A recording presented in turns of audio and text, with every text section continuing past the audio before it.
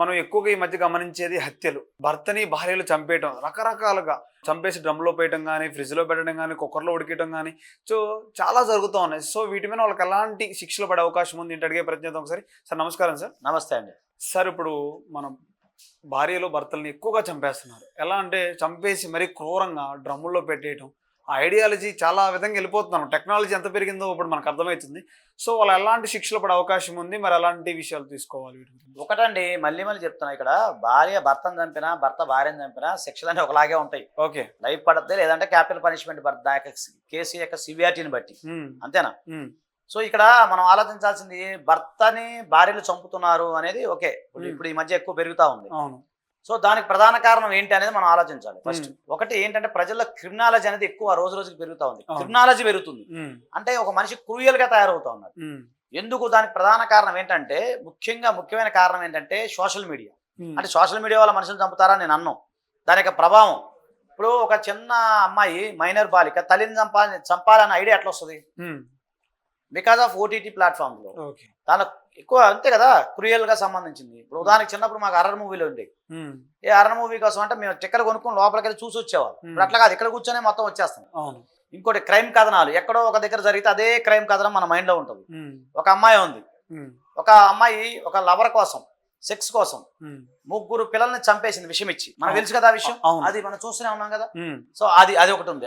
ఎందుకు మొన్న ఎందుకు చిన్న పిల్లని, ఏదది నల్గొండలోనే ఎక్కడో చిన్న బాబుని బస్ స్టాండ్ లో వదిలేసి వెళ్ళిపోతుంది. అలాంటి పాపిష్టి దాన్ని మీరు ఏమంటారు చెప్పండి?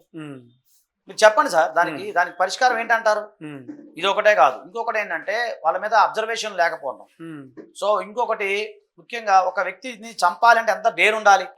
సో వీళ్ళ యొక్క మెంటాలిటీ క్రూయల్ గా అయిపోతుంది. అక్కడ క్రిమినాలజీ అనే ఒక సబ్జెక్ట్ ఉండదు సార్. అది ఎక్కువ విదేశాల్లో బాగుంటది అనమాట, మన దేశంలో లేదు.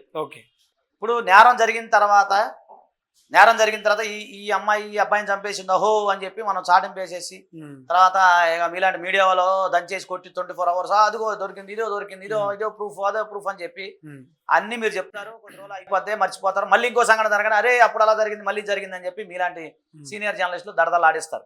అంతవరకు బాగుంది, మేము ఒప్పుకుంటాం. కాకపోతే దీన్ని జరగడానికి ప్రివెన్షన్ గా అందరి బాధ్యత లేదా? నీ మీద లేదా? జర్నలిస్ట్ గా నా మీద లేదా? లాయర్ గా ఉందా లేదా? మరి అప్పుడు మనం ఏం చేస్తాం? మనం దానికి చేయాల్సింది ఏంటంటే, కొన్ని ప్రచారాల్లో, మనం చేసే ప్రసార మాధ్యమాల్లో కొన్ని విషయాల్లో కొన్ని నీతి ఉండాలి, నిజాయితీ ఉండాలి, నైతికత ఉండాలి. అవి ఎక్కడున్నాయి మీరు చెప్పండి? ప్రెసెంట్ ఎక్కడ కనిపించట్లేదు. మరి అది లేకుండా మనం ఎట్లా మాట్లాడతాం? సార్ అది మర్డర్ చేసిందంటే, ఓకే మర్డర్ చేసిందా కాదని అనట్లేదు. మర్డర్ చేసినప్పుడు మీరు మర్డర్ చేయకుండా ఉండాల్సింది ముందు ఆలోచించాలిగా. అవును. ఇప్పుడు చిన్నపిల్లలకి బండి ఇవ్వకూడదు. వంశీ 18 years బాబుకి, 18 years లోపు పిల్లలకి బండి ఇవ్వకూడదు. ఎంతమంది చూడండి, దాని మీద మీరేమన్నా ఒక స్టోరీ చేశారా? మీరేమన్నా దాని మీద మీడియా పరంగా పోయి ఏమన్నా అడిగారా? చాలా చేసినాం అలాంటి ఇనిషియేటివ్ చేశారా? ఎవరిని పట్టించారా? చెప్తున్నా నేను అనేది. ఒకటి అలా కాదు, ఒకసారి ఒక స్టూడెంట్స్ విషయాల్లో ఎంతమంది స్టూడెంట్స్ లో ఎన్ని ప్రాబ్లమ్స్ వస్తున్నాయి, సైకలాజికల్ ప్రాబ్లమ్స్, సైకలాజికల్ స్టేజెస్ వస్తున్నాయి. అదొకటి చూసుకోవాలా అంటే, నేను మీడియాని కాదు, మన అందరి మీద ఉంది. ఫోర్త్ పిల్లర్ ఆఫ్ ఉంది, నా మీద ఉంది, మీ మీద ఉంది, జుడిషియల్ మీద, అందరి మీద ఉంది. ఒకటి ఇప్పుడు శిక్షలు అనేవి ఏంటి? శిక్ష అంటే మార్పు. ఓకే. శిక్ష అంటే, ఇప్పుడు ఒక వ్యక్తి నేరం చేశాడండి, నేరం చేస్తే ఒక 2 years 3 years జైలు శిక్ష విధిస్తే దేనికి విధిస్తాము శిక్ష అనేది? మనము మనిషిలో పరివర్తన రావడం కోసమే కదండి. అవును. శిక్ష అంటే దేనికి? ఒక వ్యక్తి నేరం చేసిన తర్వాత వచ్చేదే శిక్ష. కానీ నేరం చేయకుండా ఉంచేదాన్ని చట్టంలో ఎక్కడా లేవు కదా. అవునా కదా సార్? సో కఠిన శిక్ష విధించాలి. ఏమైంది? నిందితుడికి కఠిన శిక్ష విధించాలి. ఏంది? అతను ఒక అమ్మాయిని చంపాడు, చంపినప్పుడు అతనికి కఠినంగా శిక్షించాలి. కఠినంగా ఏం శిక్షిస్తారు? అతను ఏం శిక్షిస్తారు? మా అయితే ఉరి శిక్ష ఇస్తారు. అంతకన్నా ఏముంటది? అంటే ఒక వ్యక్తి చంపుతున్నాను, ఒక వ్యక్తిని చంపుతున్నాడు అనుకున్నప్పుడు అతనికి తెలియదా నేను శిక్ష పడిద్ది, నేను జైలుకి పోతా, నాకు ఉరి శిక్ష పడిద్దని? తెలుసా లేదా? అతను పిచ్చోళ్ళు కాదు కదా, గుట్టికెళ్ళి చంపరగా. కాకపోతే అక్కడ క్రిమినాలజీ అని సైకలాజికల్ ఆస్పెక్ట్స్ ఉంటుంది, క్రూయల్ గా ఆలోచించాలని ఆస్పెక్ట్ ఉంటుంది. అలాంటి వాడిని గమనించినప్పుడు మనమో నువ్వు నేనో ఎవరో గమనించినప్పుడు వాడు కౌన్సిలింగ్ చేయాలి, ఇంకోటి చేయాలి. కొంతమంది సూసైడ్ టెండెన్సీ ఉంటుంది. మా దగ్గరకు వస్తారు క్లయింట్లు, సరే సార్ మా ఆవిడ చంపేస్తాను చెప్పి కేసు కోసేసుకున్నాను సార్ అంటారు. సరే నువ్వేం చేస్తున్నావు? అప్పుడు అంతకుముందు అమ్మాయి చచ్చిపోయేదాకా నువ్వేం చేస్తున్నావు? అమ్మాయికి సూసైడ్ టెండెన్సీ ఉంది కదా, దానికి తీసుకెళ్ళి కౌన్సిలింగ్ సైకలాజికల్ ఆస్పెక్ట్స్ సైకలాజికల్ గా చూపించచ్చు కదా. అది చూపించరాడు. అంటే అమ్మాయిన అబ్బాయిని, నేను అంతే, ఒక అబ్బాయి అంటే అమ్మాయిన అబ్బాయిని అంతెందుకండి, సైకలాజికల్ సబ్జెక్ట్ మన భారతదేశంలో ఉందా? అసలు సైకాలజీ అనే సబ్జెక్ట్ ఉందా? ఉంది కదా, ఇప్పుడు ఉన్నాయి కదా. ఎక్కడ ఉంది? స్కూల్లో చదివేటప్పుడు ఉందా? స్కూళ్ళలో కాలేజీలో ఇప్పుడు సైకాలజీ స్టూడెంట్స్ అని రకరకాల. నేను అనేది ఒక అర్థం కావట్లేదు. అప్పుడు మనకి చిన్నప్పుడు పిఎస్ ఎన్ఎస్ ఏదో ఒక సబ్జెక్ట్ ఉండేది, నాన్-టైల్ గింటేలు ఉండేది. అవును. అట్లా సైకలాజికల్ సబ్జెక్ట్ ఉందా? లేదు. ఒక క్రిమినాలజీ సబ్జెక్ట్ ఉందా? లేదు. మరి అవన్నీ ఎందుకు? లా మీద ఒక సబ్జెక్ట్ ఉందా? ఇవన్నీ ఎందుకు పెట్టట్లే గవర్నమెంట్? అశోకుడు చెట్లు నాటించడం ఓకే, మంచిది. అశోకుడు చెట్లు అశోకుడు చెట్లు నాటితో పాటు ఒక వ్యక్తికి ప్రాణరక్షణ హక్కు ఉందని తెలిసి ఎవరికన్నా ఈ ప్రపంచంలో ఎంతమంది తెలిసి చెప్పు? నీకు తెలుసా ప్రాణరక్షణ హక్కు ఉందని? తెలుసా? తెలుసు. ఎప్పటి నుంచి తెలిసి నీకు? నేను ఒక 9th 8th క్లాస్ తెలుసు. తెలుసు. ఓకే, 9th 8th క్లాస్ ఎవరు చెప్పారు నీకు? టీచర్స్ చెప్తా ఉంటారు, వింటా ఉంటారు. ప్రాణరక్షణ హక్కు గురించి మాట్లాడుతున్నా, అది నీకు తెలియదు. చెప్తారు. ప్రాణరక్షణ హక్కు అనేది ప్రతి ఒక్క భారత రాజ్యాంగం కల్పించిన హక్కు. సో ఓకే, ఇప్పుడు బిఎన్ఎస్ ప్రకారం 34 కింద వస్తుంది. సో నీకు తెలుసు. కొంతమంది నువ్వు జర్నలిస్ట్ ఫీల్డ్ లో ఉన్నావు, కామన్ మ్యాన్ తెలుసా? తెలియదు.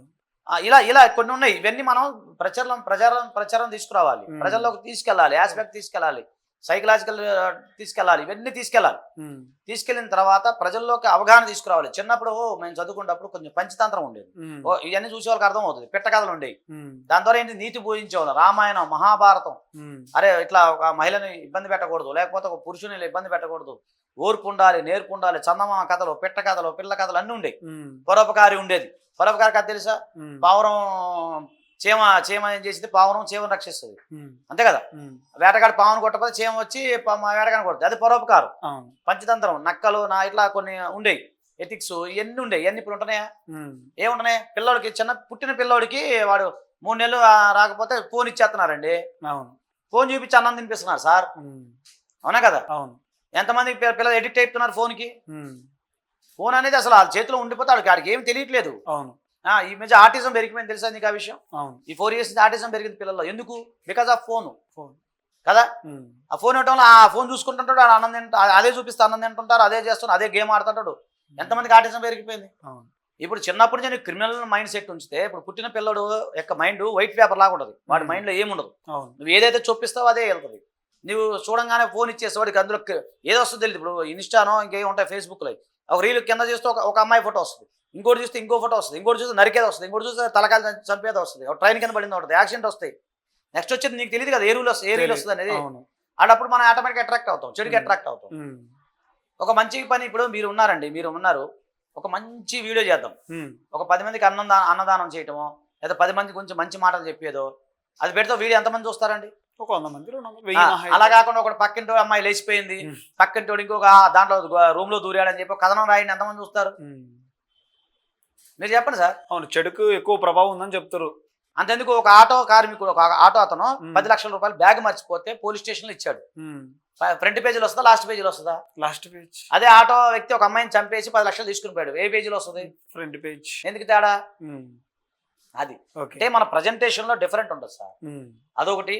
సమాజంలో ఉన్న ఒకటి ఆస్పెక్ట్స్, ఒకటి పెరిగిన వాతావరణం, ఒకటి పెరిగిన వాతావరణం. ఇప్పుడున్న ఓటీటీ ప్లాట్ఫామ్స్, దాంట్లో క్రిమినల్ ఏమున్నాయి? రకరకాల మనిషిని చంపడం, అవి చంపడం, ఇవి చంపడం, రకరకాల ప్లానింగ్ చేయటం, కుట్రలు, కుతంత్రాలు. అంతమంది నాటికలు వచ్చాయి అప్పుడు, అత్త మీద కోడల మీద అత్త, జమినీలు వచ్చాయి, అవి పోయినట్టు ఉన్నాయి. ఇప్పుడు కొత్తగా ఓటీటీలో ప్లాట్ఫామ్ లో రావటం, రకరకాల సైన్స్, అదేది సెక్స్, థ్రిల్లర్, గిల్లర్ ఇవన్నీ రావటం. ఇంత నాలెడ్జ్ నుంచి వస్తుందండి, ఇంత ఆస్పెక్ట్స్ ఎందుకు వస్తుంది? ఒకటేనండి, ఒకటే, మనుషుల మధ్య కమ్యూనికేషన్ లేకపోవటం, మనిషికి మనిషి సహకరించకపోవటం. ఇప్పుడు మన ఇద్దరం ఆడుకున్నా వాడు ఫోన్ లో చూస్తున్నాడు, సింపుల్. అదిగో మీ కళ ముందే. ఏం చెప్తాం? ఆయన డ్యూటీ ఏంది? మన ఇద్దరితో రికార్డ్ చేయాలా, ఆయన ఒంగోరి ఫోన్ చూస్తున్నాడు. ఇప్పుడు దాన్ని ఏమంటాం మనం అంటే? కోపాలు వస్తాయి. అంటే ఎవరు తప్పు అంటారు మీరు? ఇది అది తప్పు కాదు, నీ తప్పు కాదు, నా తప్పు కాదు. మైండ్ చేసే గేమ్ ఒకటి. మనం ఉన్న వాతావరణం, మెంటాలిటీ, మనం ఉన్న పరిస్థితులు, కుటుంబ నేపథ్యం, ఫ్రెండ్స్ సర్కిల్. మంచి ఫ్రెండ్స్ ఉన్నారనుకోండి, మీ అమ్మట మంచి సాత్వికమైన ఫ్రెండ్స్ ఉన్నారనుకో, మీ మైండ్ అట్లనే ఉంటుంది. మీ మైండ్ లో మీ అమ్మట గంజాయి బ్యాచ్ ఉంది అనుకోండి, మీ మైండ్ ఎట్లా అవుతుంది? చెప్పండి సార్ మీరు. అది అట్లనే అవుతా ఉంటుంది మరి. అంటే ఒక్కొక్క మైండ్ సెట్ నేను చెప్తున్నాను. ఇప్పుడు ఒకటి చైనా సాంప్రదాయం ఉంటుంది, ఒక పద్ధతి, దాన్ని ఏదంటారు, ఏదో గుర్తురాట్లా. మీరు అన్నం తింటున్నారంటే మీరు అన్నమే తినాలి, వేరే దృష్టి పెట్టకూడదు. దాన్ని అంటారు సిస్టమ్, నెట్లో కూడా వస్తుంది, ఏదో గుర్తురాట్లా కూడా. అయితే మీరు చదువుకున్నారు, చదువు మీదే ఉంటుంది దృష్టి. అర్థమైతే మీకు చెప్పి? వాకింగ్ చేస్తున్నారు, వాకింగ్ మీదే ఉండాలి. స్విమ్మింగ్ మీద ఉండాలి. మైండ్ కంట్రోల్లో ఉండాలి. మైండ్ మనం చేసే పని మీద కాన్సన్ట్రేషన్ కరెక్ట్గా ఉండాలి, అది ఏదైనా కానీ. నీకు అర్థమవుతుందా? అలాంటి కాన్సన్ట్రేషన్ స్థితి ఏడుంది ఈ రోజుల్లో. లేదు. అసలు ఆయన డ్యూటీ ఏంది? కెమెరా మ్యాన్ దానికి ఆస్పెక్ట్ చేయాలి, ఫోన్ చూసుకున్నాడు అంటే నేను అతను తప్పు పడట్లేదు. ఒకళ్ళు అన్నం తింటే ఫోన్ చూస్తుంటాడు, ఒక డ్రైవింగ్ చేస్తే ఫోన్ చూస్తుంటాడు.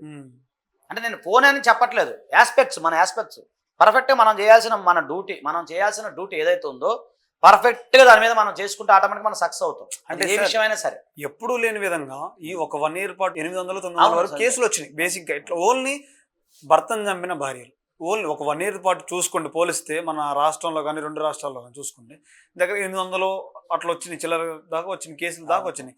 సో మరి ఎంత ప్రభావం ఎందుకు చూపిస్తుంది అంటే ఓటీటీ అంటారు. ఇక ఓన్లీ నేను ఓటీటీ అన్నావు, మళ్ళీ వాళ్ళు నన్ను వచ్చి కొడతారు, నువ్వు భలేవాడు, నన్ను ఇరికించే ప్రయత్నం చేయమాకు. ఓటీటీ కాదురా, ఓటీటీలో అట్లా సోషల్ మీడియాలో ఒక భాగం, అది ఒక భాగము. రెండు మన మైండ్ సెట్, అలాగే చెప్పే వాళ్ళకి చెడిపోవటము, ఓకేనా. మూడోది ఫ్రస్ట్రేషను, మానసిక వేదన. భారతదేశంలో ఎక్కువగా జరిగే క్రైమ్స్ దేని వల్ల తెలుసా నీకు? ఒక సంస్థ సర్వే చేస్తే 2 ఆస్పెక్ట్స్, ఒకటి సెక్స్, 2 డబ్బు. ఆర్థిక కోణం, సెక్స్ కోణం, ఈ రెండింటిలోనే ఎక్కువ క్రైమ్ జరుగుతుంది. మీరు కానీ నెట్లో కూడా చూసుకోండి, ఎక్కడైనా చూసుకోండి, ఎవరైనా ఎంక్వైరీ చేయండి. ఆ రెండింటి మెయిన్. ఆ రెండింటిని ఎప్పుడైతే మనం కట్టడి చేయగలుగుతామో, ఆ రెండింటి గురించి ప్రజలు ఎక్స్ప్లెయిన్ చేయగలుగుతామో, ప్రజలు అవగాహన కల్పించగలుగుతామో, అలాగే ఉన్న వ్యవహారాలు మొత్తం చూపించగలుగుతామో, అప్పుడు ఆటోమేటిక్ కొంత కంట్రోల్ అయ్యే అవకాశం ఉంటుంది. ఇప్పుడు ఒక అమ్మాయి ఒక అబ్బాయిని చంపుతుంది, కేవలం ఆ అబ్బాయిని చంపడానికి ప్రధాన కారణం అమ్మాయికి ఎవడో ఉంటారు. మీరు చూసుకోండి, ఒక డ్రమ్ములో ఒక భార్య ఒకరిని చంపి పాతి పెట్టింది, అమ్మాయి వెనక ఒకడున్నాడు, లేడా? ఉన్నాడా లేడా? ఉన్నాడు. బాయ్ ఫ్రెండ్ ఉన్నాడు. హనీమూన్ తీసుకెళ్ళింది, చంపింది, అక్కడ ఎవరున్నారు? అమ్మాయి వెనక బాయ్ ఫ్రెండ్. మరి ఇతను విఆర్ఓ ఎవరో ఒక అతను, ఎంఆర్ఓ పిల్లోడు అది ఎవరో ఒక అతను మొన్న చంపేసింది. వాళ్ళిద్దరు తల్లి కూతురు వెనక ఎవడున్నాడు? ఒక బ్యాంక్ మేనేజర్. మరి వెనక ఎవరో ఒక మగోడు ఉంటున్నాడుగా. అంటే నేను అనేది ఎక్కువ శాతం చెప్తున్నా. అలా లేదు సార్ ఒంటరిగా చంపేసేవారు అంటే అది నాకు సంబంధం లేదు. కానీ ఇప్పుడు మనం మైనర్ బాలిక ఉంది, మైనర్ బాలిక తల్లిని చంపింది, వెనక ఎవరున్నారు? Boy friend. మరి ఇంకా మీరు అట్లా అమ్మాయి చంపుతున్నారు ఎందుకంటున్నారు మీరు? ఓకే, మీకు అర్థమవుతుందా? అమ్మాయి చంపి ఉండొచ్చు, కానీ ప్రధాన రీజన్ వెనక ఎవడో కూడా ఉంటాడు. ఇప్పుడు ఆ అమ్మాయి 3 పిల్లలకి ఆత్మహత్య చేయమని మిషన్ పెట్టి చంపింది, ఆమె వెనక ఎవరున్నారు? Boy friend. మరి బస్ స్టాండ్ లో మన 4 సంవత్సరాల పిల్లని వదిలేసిపోయింది ఆ పిల్ల, ఆమె వెనక ఎవరున్నారు? Boy friend. మరి ఇంకేమంటారు మీరు? దీన్ని ఎవరిని బ్లేమ్ చేస్తారు మీరు? బ్లేమ్ ఏం చేయట్లేదు, ఎవరిని అంటున్నారు మీరు? ఇప్పుడు ఎక్కువగా ఇప్పుడు భర్తను చంపిన భార్య అని అంటున్నారు, కానీ ఇట్లా చంపిన ఇవే రాట్లే కదా. అదేనండి, భర్తను చంపిన భార్య నువ్వు ఎట్లా జడ్జ్ చేస్తావు బా? అది కోర్టు డిసైడ్ చేయాలి. Accused innocent until proven guilty. Okay, ఇప్పుడు ఒక అమ్మాయి ఒక అబ్బాయిని చంపింది అనుకోండి, అమ్మాయి వెనక ఎవరుంటారు? ఆబ్వియస్లీ అబ్బాయి ఉంటాడు. ఓకే, అంటే ఎక్కువ శాతం మంది నేను చెప్పేది. నువ్వు చెప్పిన అన్ని కోణాలు లెక్కేసుకో, చూసుకో. ఇప్పుడు నువ్వు చెప్పిన ఒక ఎగ్జాంపుల్ ఇప్పుడు నేను చెప్తా. ఆ అమ్మాయి 3 ఆడ చిన్నపిల్లగాలను చంపింది కదా, ఆమె ఆ 3 పిల్లల విషయం చంపింది. ఇప్పుడు ఈ బాయ్ ఫ్రెండ్ ఏమి మ్యానిపులేట్ చేయలే కదా, ఇలా చంపి మీ పిల్లగాలు వదిలేసామని చెప్పాలి. అంటేనే వచ్చేసింది ఆ పిల్ల. చూసుకో సార్, వీడియోలు చూసుకో. సరే, వాడు అన్నాడు ఈ అమ్మాయి చేసిద్ది అంటారు, అట్లా చేయొచ్చా? నేను అదే అన్నా, వెనక నేను అనేది నీకు అర్థం అవట్లా. అమ్మాయికి ఒక 50% ఉంటే ఒక 50% చేస్తాడు. ఓకే, అసలు లేకుండా అమ్మాయి ఎట్లా? నువ్వు ప్రెజర్ చేస్తాడు, చంపేస్తాడా? నేను నిన్ను ప్రెజర్ చేస్తారే, చంపరంటే చంపుతావా? చంపలేము. నీ మనసులో లేకపోతే ఎవరేం చేస్తారు? అంతే. నీ మనసులో 50% ఉండొచ్చు, 50% అది ప్రెజర్ ఉంది. ఓకే, ఈ 2 ఉన్నా కూడా నీ సెన్స్ ఏమైంది అంటున్నా నేను అనేది. నీకు అర్థమవుతుందా? నీ సెన్స్ ఏమైంది, నీ మైండ్ ఏం పని చేస్తుంది, అది చెప్పవేంటి? ఇప్పుడు అమ్మాయి 3 పిల్లలు నేను మాట్లాడాలి, భర్త కూడా మాట్లాడారు. ఈ అమ్మాయికి ఏజ్, అబ్బాయికిను భర్తకి ఏజ్ గ్యాప్ ఉంది. అమ్మాయి కొంత అసంతృప్తితో ఉంది. సో ఇలా గెట్ టుగెదర్ పార్టీ జరిగింది. చిన్నప్పుడు ఆడ కూడా క్లాస్మేట్ పరిచయం అయ్యాడు. నీకెందుకు నువ్వు వదిలేసి వచ్చి, నేను చూసుకున్న పిల్లలు కూడా వదిలేసి వచ్చి, మొత్తం నేను చూసుకున్నాను ఇది అన్నాడు. ఏమేం చేసింది? నేను వదిలేసి వస్తే మరి పిల్లలు నా మీద పడతాను, ఎక్కడ పోయి నా వెంట పడతారు, ఇదేదో ప్రాబ్లం ఉందని చెప్పి ఆమె విషయం పెట్టి చంపేసింది. మీరు అది చదవండి, ఎఫ్ఐఆర్ చదవండి, అదేంటి చదివితే. ఇప్పుడు నేనంటే అక్కడెక్కడో డ్రమ్ముల గురించి నాకు తెలియదు, ఎందుకంటే నేను ఇంత మాట్లాడాను కాబట్టి. ఇక్కడ 100% అమ్మాయిదే తప్పు. అమ్మాయి తప్పు. ఎందుకు అంటే ఇలాంటివి వస్తుంటాయి పోతుంటాయి. అంతెందుకండి, ఆ పిల్లోడు మొన్న అదే ఏ ఊరది, పశ్చిమ గోదావరి జిల్లాలో ఎక్కడో మంచి ఎంప్లాయ్ అతను 2 పిల్లల్ని నీళ్ళలో ముంచేసి చంపేసి ఆడు కూడా ఊరేసుకొని చచ్చిపోయాడు. ఎందుకు అని అంటే ఆ పిల్లలు చదవడానికి ఇష్టం లేదు, ఆ పిల్లలు ఈ కాంపిటీషన్ వాటిలో బతకలేదు నా బిడ్డలు. మొన్న ఎప్పుడు రాఖీ రోజా పండగ రోజే ఆ రోజు. ఎందుకు అంటే పిల్లల్లో ఈ కాంపిటీషన్ వరల్డ్లో పిల్లలు చదవలేరు, అందుకని నేను చంపేస్తానని చచ్చిపోయాడు. అంటే అతనికి ఒక సైకలాజికల్ ప్రాబ్లం ఉంది, అతన్ని ట్రీట్మెంట్ చేయించాల్సిన బాధ్యత ఉంది. అది మనం గమనించాలి. అది ఎప్పుడు అనేవాడు అంటే పిల్లలు బతకరు, నేను లేత బతకలేరు, నేను బతకలేదు అంటే, అరే లైట్ తీసుకున్నాను, లైట్ తీసుకుంటున్నారు. దీన్ని బట్టి చూస్తే ప్రతి ఒక్కరికి మానసిక సమస్య ఉంది. మీరు అవునన్నా కాదన్నా ఏదో సందర్భంలో ఎక్కడో ఒక మనకి నీకైనా నాకైనా ఎవరికైనా ఒక మానసిక సమస్య ఉంటుంది.